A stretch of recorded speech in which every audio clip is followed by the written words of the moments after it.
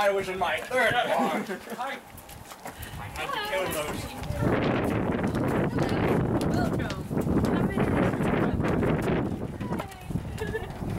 Yeah, everybody like running down the line. Oh look, Indians, like Indian Island. What fun! How many are there? 10 little Indian boys. Oh, like the nursery rhyme that's hung up in my bedroom. Hey, the nursery rhyme? That's in my room too. And mine. Mine also. Yeah, me too. Mine too. Mine too. Ladies and gentlemen, gentlemen. You are charged with the following indictments. Edward George Armstrong, that you did upon the 14th day of March, 1925, caused the death of Louisa Mary Cleese. Emily Carolyn Brent, that upon the 5th of November, 1931, you were responsible for the death of Beatrice Taylor. William Henry Bloor, that you brought about the death of James Stephen Landor on October 10, 1928. Vera Elizabeth Claythorne, that on the 11th day of August, 1935, you killed Cyril Ogilvie Hamilton. Philip Lombard, that upon a date in February 1932, you were guilty of the death of 21 men, members of an East African tribe.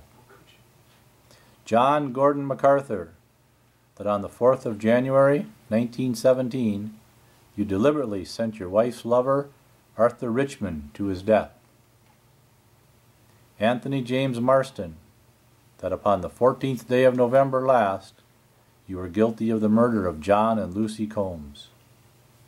Thomas Rogers and Ethel Rogers, that on the 6th of May, 1929, you brought about the death of Jennifer Brady. Lawrence John Wargrave, that upon the 10th day of June, 1930, you were guilty of the murder of Edward Seaton. Prisoners at the bar, have you anything to say in your defense? Wargrave, go fetch this woman a drink. What happened to me, doctor? You fainted. Here, drink this. Your husband will help you upstairs.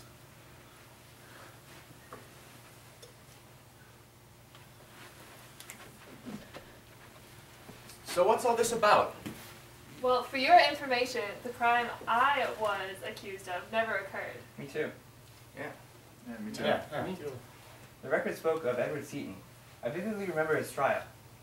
He was charged with the murder of an elderly woman. The jury was convinced of his innocence, but my gut told me differently, and I had him executed. Ah, yes. I remember the Seaton case. I suppose I should talk about Cyril Hamilton. I was looking after him for the summer, and he was forbidden to swim out far. One day, I was distracted. He swam off. I saw him, but I couldn't get there in time, and he drowned. There, Vera, we understand. About Arthur Richmond, he was one of my officers. I sent him on a chancy mission and he was killed. About those natives. What about them? Story's quite true, actually. A couple of my guys and I, we were starving, you see, and so we just took all their supplies and left. You left them to starve? Well, not exactly. Natives, they don't seem to mind dying as much as we do. I've been thinking about John and Lucy Combs. Must have been the couple kids I ran over in Cambridge. Just some bad luck. For you or for them? For me, but for them too. If I might say something. Yes, Rogers. What the record said about Mrs. Brady, my wife and I were with her when she died. She was always very sick. One night there was a bad storm. We couldn't call for help in time, so I ran out on foot. But I couldn't get help in time. Doctor, you haven't spoken much. Anything you'd like to say? The name doesn't ring any bells. I don't understand. It was probably a patient from the hospital. When someone dies, the surgeon is usually blamed. So what about you, Bloor? What about me? Oh, that bank robber. Landor was thrown in jail for life, and died a year later in Dartmoor. After I got my promotion, of course. Are you waiting for me to say something? Because I have nothing to say. I found out that the servant girl I hired had less than satisfactory morals. So I did away with her. I later found out that she killed herself. My conscience is clear. All of ours should be. Here's to life.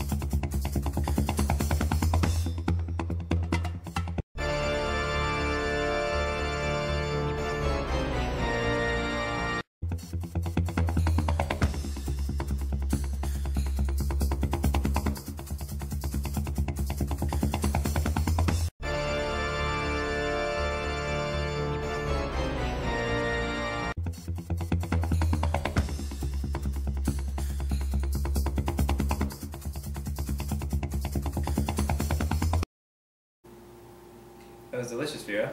Thank you. Glad you enjoyed it. I suggest we all leave to the drawing room in a half hour and discuss the situation. Yeah, I agree. I can do the dishes. Oh. Are you sure you're alright, Mrs. Brent? I can help Vera with the dishes. I am a domestic extraordinaire, you know.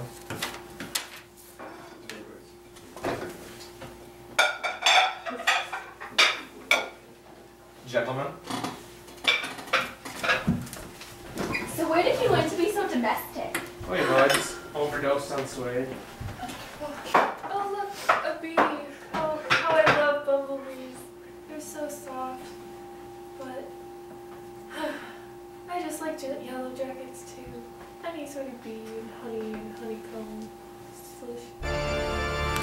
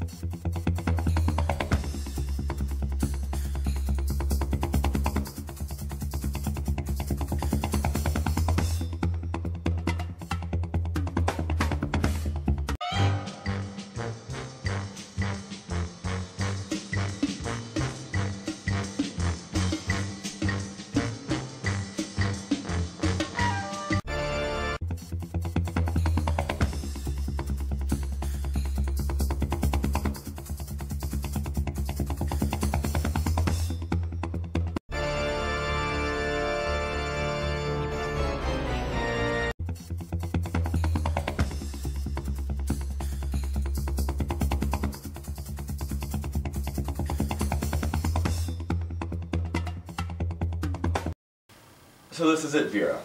There's no one on the island except us two. Exactly. So we both know where we stand. How did you pull this off? Very carefully, Vera. So this is the end. We've come to the truth. I suppose so. Poor Dr. Armstrong. What's this? Womanly pity? Why not? Haven't you any pity? I have no pity for you. Don't expect it. We must carry him into the house. To join the other victims, I suppose.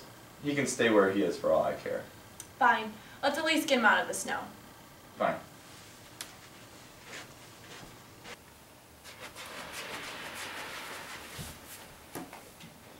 Satisfied? Quite. So that was the reason for your womanly pity. You wanted to pick my pocket. Give the revolver to me. No, come on, really. Give me the revolver. Alright. Listen.